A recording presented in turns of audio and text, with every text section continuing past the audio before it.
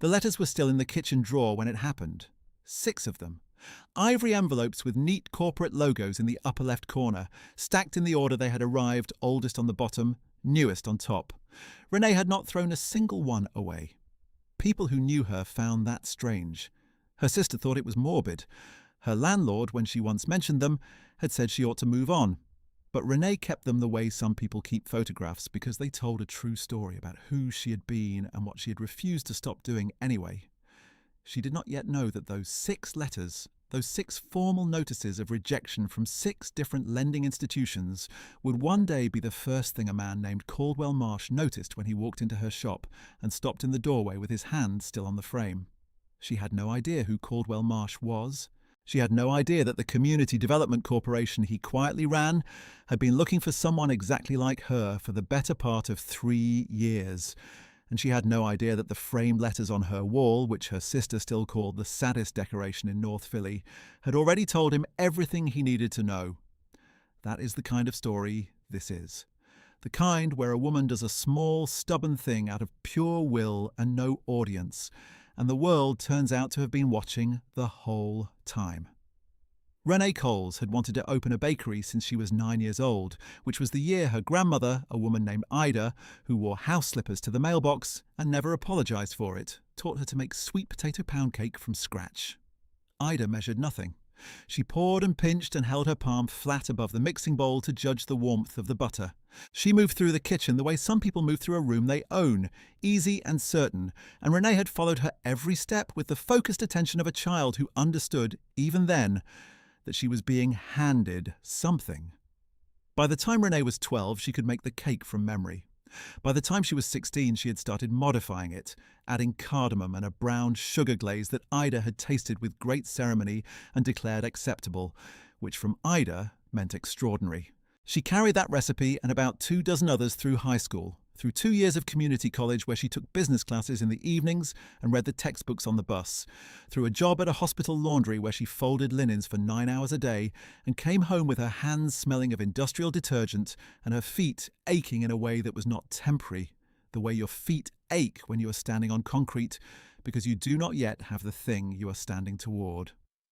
She packed her lunch every day. She did not go out. She put $40 a month into a savings account she thought of privately as the bakery fund, and did not spend it when the month got tight, which the month often did, because Phoebe's father had left when Phoebe was 3 months in the womb, and the child support he paid was theoretical more often than not.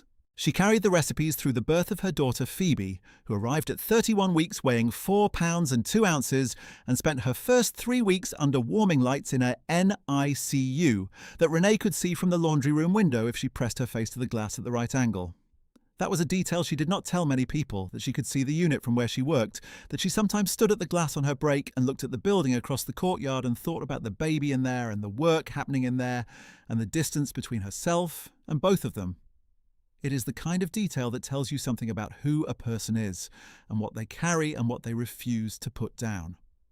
She sat at Phoebe's incubator every morning before her shift and every evening after, and she talked to her in a low voice about what they were going to build together. She told her daughter about the cake, about the cardamom, about the way butter and sugar smell when they come together in a warm bowl, like something good is already happening. Phoebe came home at 7 weeks old in a yellow onesie with a duck on the front, 4 pounds 14 ounces, and eating well, and Renee sat on the edge of her bed that night and allowed herself for the first time in months to think about the bakery the way a real plan and not just a comfort. She opened the savings account on her phone and looked at the number, which was $3,412, and she closed the app and held the baby until she fell asleep and then kept holding her anyway. The first loan application went in when Phoebe was 2. The rejection letter arrived 14 business days later. Renee read it twice, put it in the drawer, and started researching the second lender. If you have ever been turned down for something you deserved, you know what that letter feels like. The language is careful and impersonal, full of words like criteria and profile, and at this time, which are designed to communicate no as inoffensively as possible. They never say why in plain terms. They say things like unable to meet our current lending parameters, and the person reading it is left to translate that into the real message, which is not you, not now, maybe not ever. The first letter landed like that, So did the second. The third one arrived during a week when Phoebe had an ear infection and Renee was working doubles at the laundry, and the check engine light in her car had been on for 3 weeks because she couldn't afford to have anyone look at it. She read that one sitting in her car in the hospital parking lot on her lunch break, and she let herself have exactly 4 minutes of anger, which she timed on her phone. And then she folded the letter into thirds and slid it into her coat pocket and went back to work. She saved everyone. She did not save them out of bitterness, though she was allowed to feel bitter, and did sometimes in the small hours when Phoebe was asleep and the apartment was quiet, and the space between where she was and where she was trying to go felt like a distance measured in years instead of dollars. She saved them because they were evidence.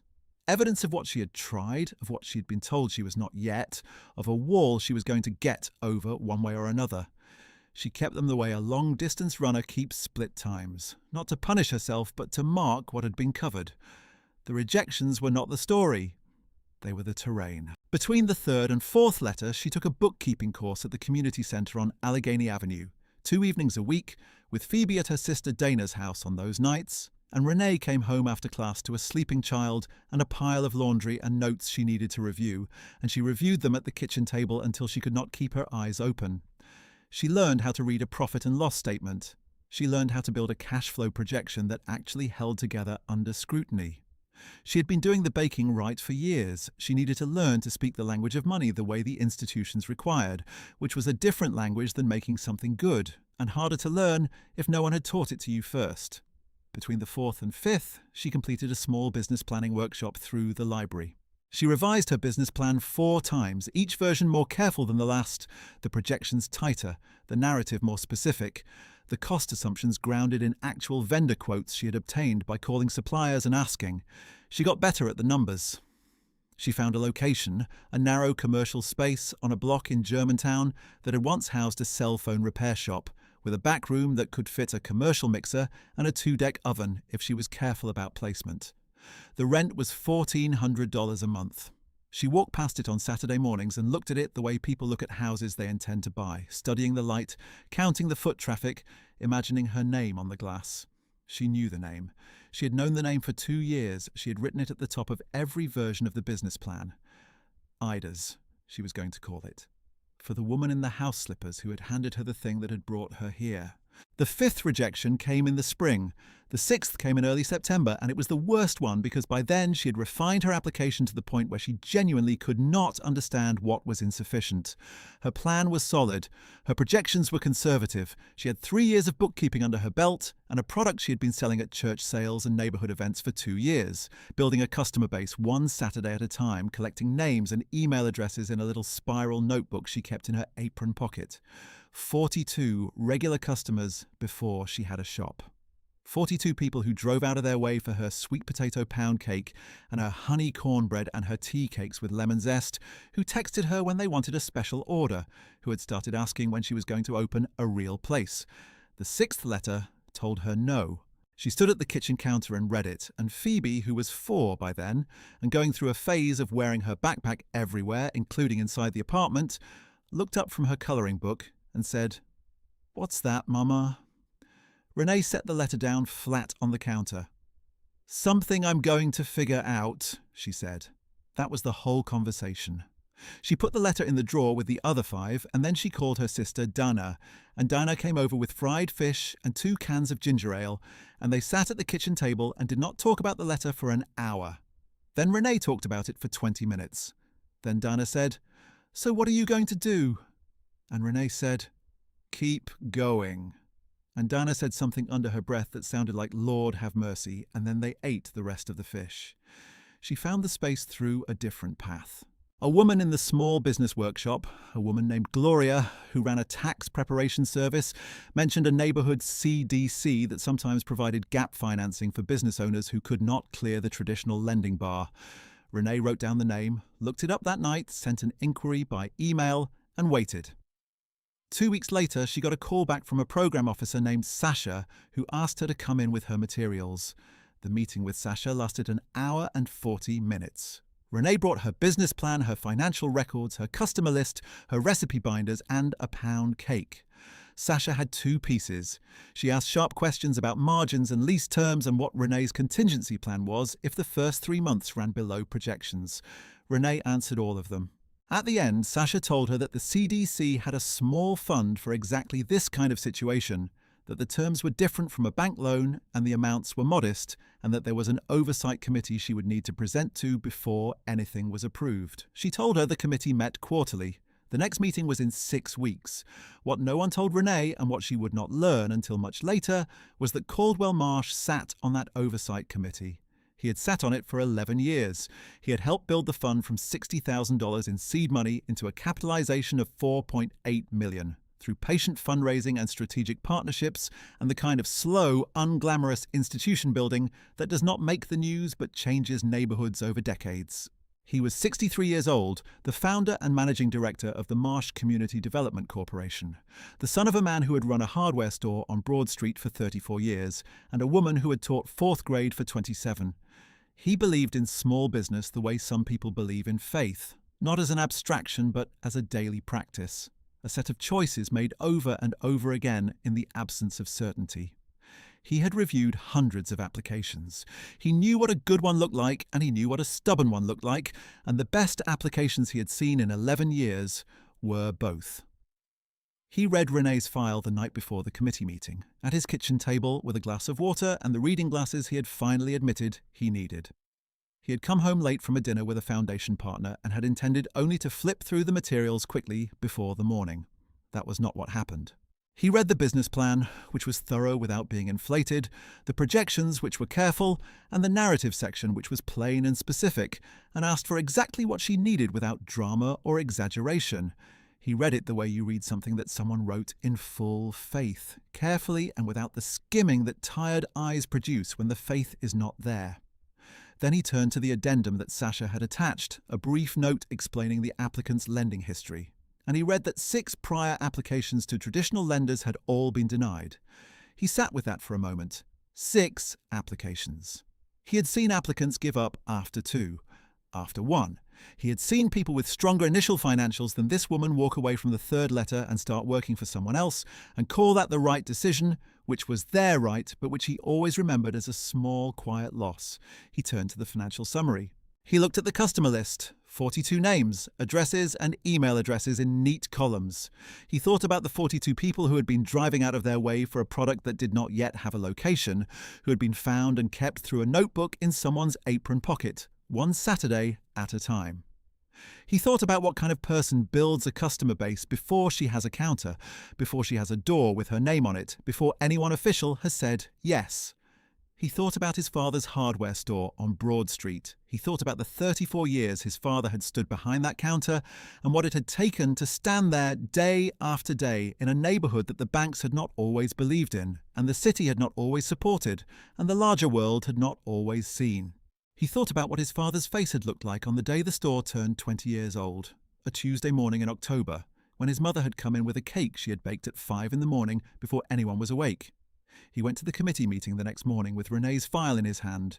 The meeting was in a conference room on the 2nd floor of the CDC's building on Shelton Avenue, a room with a long folding table and 6 chairs and a window that looked onto the street below.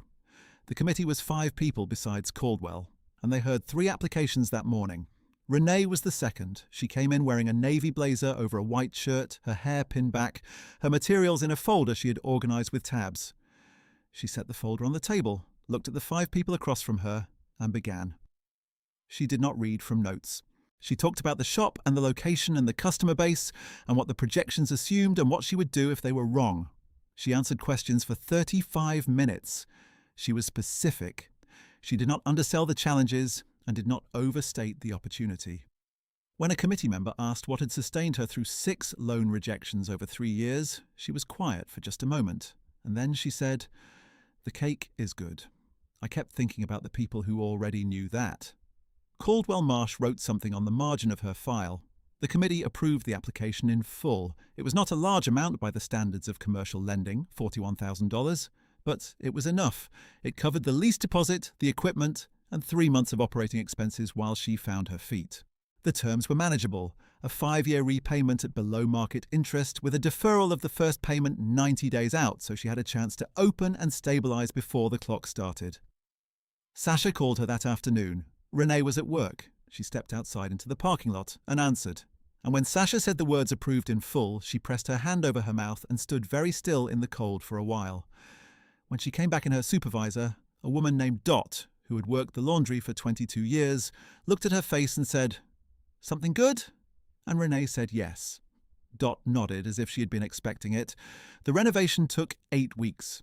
Renee did most of the non-structural work herself on weekends, painting the walls a warm cream, sanding and staining the front counter, hanging the cabinet doors her brother-in-law had helped her put up. Phoebe, who was 4.5 and deeply opinionated, chose the colour of the chalkboard menu behind the register from a fan of paint samples and defended her choice, a dusty sage green, against Dana's alternative suggestion with the calm certainty of a child who knows she is right. The chalkboard went up on a Friday night, and Renee stood in front of it and wrote the first menu in white chalk. And the handwriting was shaky because she was tired and because her hands would not entirely stop. She opened on a Tuesday in March. There was a line down the block before 8 in the morning. Most of the 42 were there. Dana was there with her husband and 2 kids, the kids wearing matching puffy coats and looking at the display case with the focused hunger of people who have been told something is good and have arrived ready to confirm it. Dot came on her day off and spent 40 minutes at the counter talking to anyone who would listen about how long she had known this day was coming, which was a version of events that had gotten fuller over time. A woman named Miss Leola, who had been buying sweet potato pound cake from Renee at the church sale for 2 years, came with her daughter and granddaughter and bought 3 whole cakes and cried a little at the counter, which made Renee cry, which made the granddaughter cry, which made everyone in earshot uncertain what was happening, but broadly willing to be moved by it. By 10 that morning, the cases were half empty. By noon, Renee had sold through 2 of the 3 pound cakes she had baked and was already calculating what she would need for Wednesday.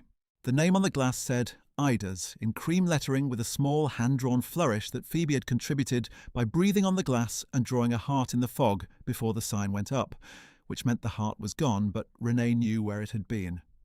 She stood behind the counter that first afternoon and felt something she had not fully expected, which was not relief exactly, and not triumph. It was quieter than either of those. It was the feeling of being on the right side of a wall she had been pressing against for 3 years, and the wall had turned out to be a door, and she was through it, and the work on this side was going to be hard and good and hers. Caldwell Marsh did not come on opening day. He had not told Renee he was coming at all. He came 3 weeks later on a Wednesday morning, the kind of grey, mild Wednesday that does not announce itself, and he walked in and stood in the doorway for a moment, the way people do when they enter a room that is better than they expected. The shop was busy for a Wednesday. The counter was full, and there was a couple at the window table, and the smell of something with cardamom in it moved through the space like something deliberate. He noticed the wall to the right of the door. Renee had framed the letters, all 6 of them. She had gone to the craft store for matching frames, simple dark wood, and she had arranged them in 2 rows of 3 on the cream wall, evenly spaced, with a small typed card between the 3rd and 4th frame that read, "Every one of these said no. I kept going anyway."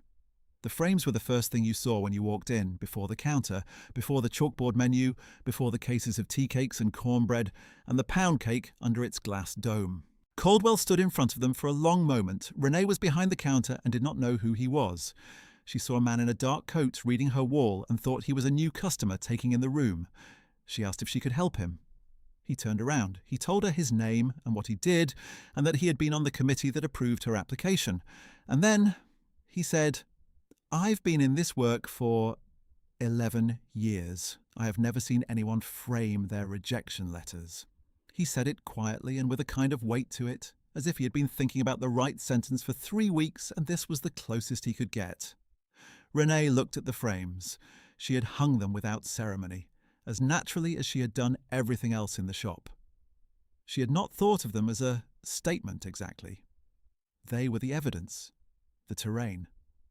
She looked back at him and said, "They're part of the story." Seemed wrong to hide them. He nodded. He bought a slice of pound cake and a coffee. He sat at the window table and stayed for 40 minutes and read something on his phone, and before he left, He came back to the counter and told her that the CDC had a program for established grantees, a follow-on technical assistance program that included mentorship, marketing support, and access to a peer network of business owners in the region. He said she would be eligible in 6 months and he hoped she would apply. She said she would. She gave him a tea cake wrapped in a square of wax paper to take with him. He thanked her.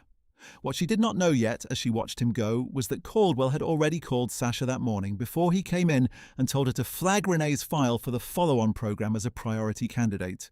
What she did not know was that he had shown the photograph he took of the framed letters to his board of directors at their monthly meeting the week before, without naming the shop, just as an example of something he thought they all needed to see. He had told the board that in 11 years of work he had met exactly 3 entrepreneurs who he believed would not stop. He had asked them to think about what it meant to build a fund for people like that. The board had listened. One of them, a woman named Patricia who ran a regional foundation, had asked who it was. Caldwell had smiled and said not yet, but soon. The 6 months passed the way good months do when your hands are full of purposeful work. Renee hired a part-time counterperson, a young woman named Bria, who was fast and warm and had the quality that is very hard to train. She made people feel noticed. The shop found its rhythm.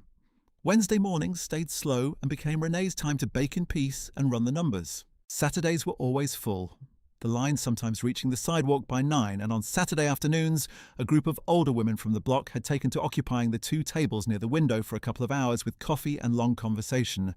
And Renee never rushed them and always kept their cups full, and they had started bringing people in the way that satisfied customers do, through the particular and personal recommendation that no advertisement can purchase. She applied for the Technical Assistance Program in September. The application required a 1-page letter in addition to the updated financials. She wrote the letter in 2 drafts sitting at the counter after close, and it was plain and specific, the same qualities Sasha had noted in the first application, the same qualities that had been there before the first application and before the first letter, and all the way back to a kitchen in North Philly where a woman in house slippers poured butter by feel and did not apologize for knowing what she knew. The program launched in October. There were 12 business owners in the cohort. They met monthly in a room on Shelton Avenue, the same room where the Oversight Committee met, and they shared books and made introductions and argued about pricing strategy and told each other the truth about what was hard. Renee was the youngest in the room by 8 years. She was also, she came to understand, the one who had been at this the longest in proportion to what she had, meaning that she had carried the same intention through a longer stretch of no than most of them had needed to. That was not something she said aloud. It was something she understood about the group and about herself after the 3rd meeting, when they went around and talked about their lowest point and what had kept them from quitting. Several people named a person, a spouse, a mentor, a parent who believed in them. Renee named a drawer. She described the drawer and the 6 letters in it, and the room was very quiet. Caldwell led 2 of the 12 sessions himself. He was specific and unhurried and occasionally funny in the way of someone who has seen enough trouble to know that laughter is not a retreat from seriousness. In the 2nd session he asked each participant to name the thing they had done when no one was watching that they believed had most prepared them to succeed.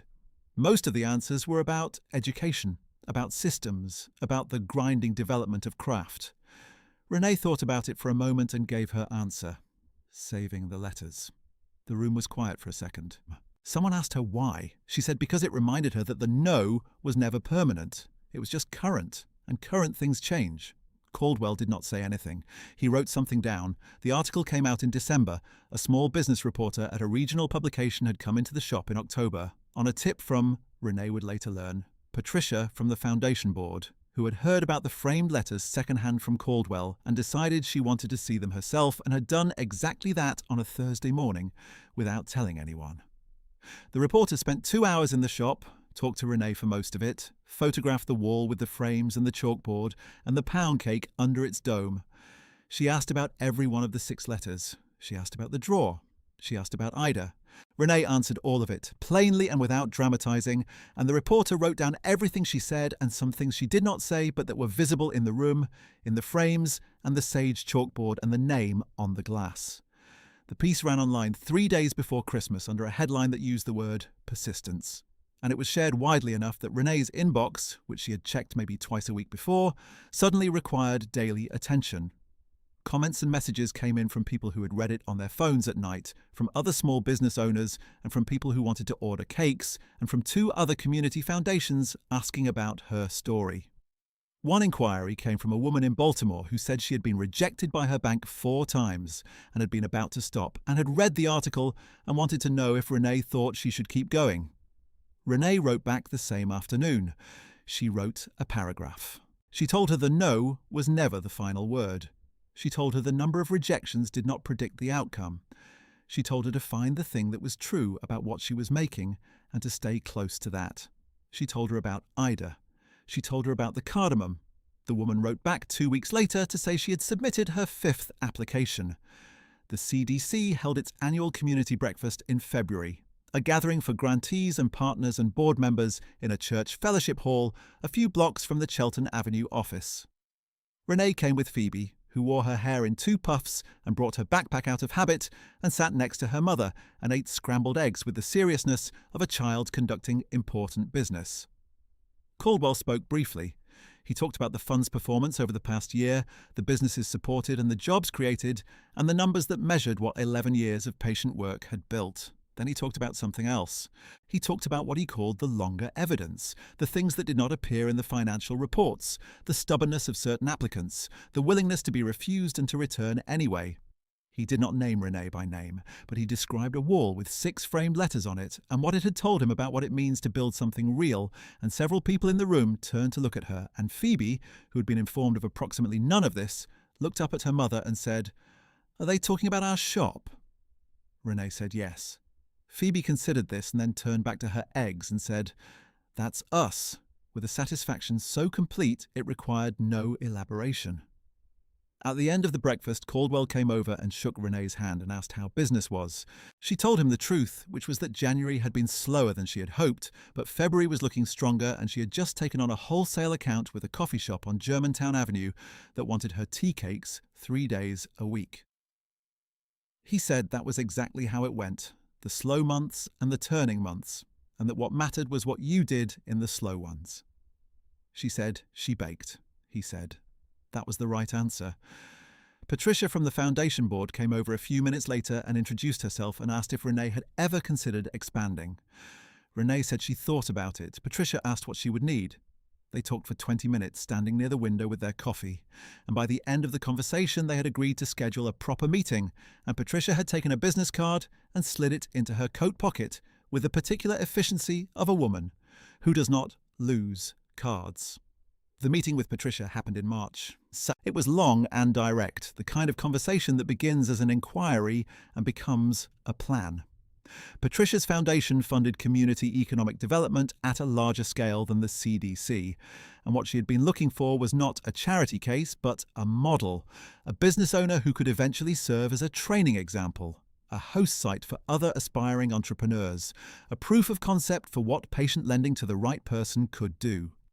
Renee listened to all of it and asked careful questions and asked to think about it, and Patricia said of course and that there was no urgency, which was not entirely true, but was the kind of thing that people say when they believe in the outcome and want you to come to it freely. Renee thought about it for a week. She talked to Dana, who said what she always said in moments like this, which was to ask whether it sounded like Renee or sounded like someone else's idea of Renee. Renee said it sounded like both, which Dana said meant she should probably say yes. She talked to Phoebe, who was 5 by then and could not fully follow the conversation, but who, when asked whether she thought Mama's shop should get bigger, looked up from a drawing of a dog and said, "How much bigger?" Renee met with Patricia again in April and said yes. The expansion took the better part of a year, not a new location, but a deeper rooting of what was already there. A formalised apprenticeship programme for 2 young women from the neighbourhood who wanted to learn baking and small business management. A teaching kitchen that Renee built in the back room by reconfiguring the layout. A partnership with a culinary training organisation 2 miles away. The 2 apprentices were named Keisha and Lena. Keisha was 22 and had been Renee's neighbour for 3 years and had knocked on her door once to buy a cake and had stood in the kitchen watching for 45 minutes before Renee thought to offer her a chair. Lena was 26 and had a 2-year-old and was putting herself through a baking certificate program at night, and she heard about the apprenticeship from Bria, who told her about it in the way that people tell you about things they believe you need and are unwilling to let you miss. Both of them were good, and both of them were hungry in the particular way that is not about food, and Renee recognised it in them because she had felt it herself for a long time. It was more work than she had ever done. There were weeks when she questioned it, when the numbers were tight and the schedule was relentless, and the gap between what was and what she was trying to build felt like a burden she had taken on without fully counting the weight. She got through those weeks by baking, by making the pound cake the way Ida had taught her, by feel, by warmth, by the smell of butter and brown sugar coming together in the bowl. On the hardest nights, she stayed late after close and made a full cake for no one, just to have her hands in the work.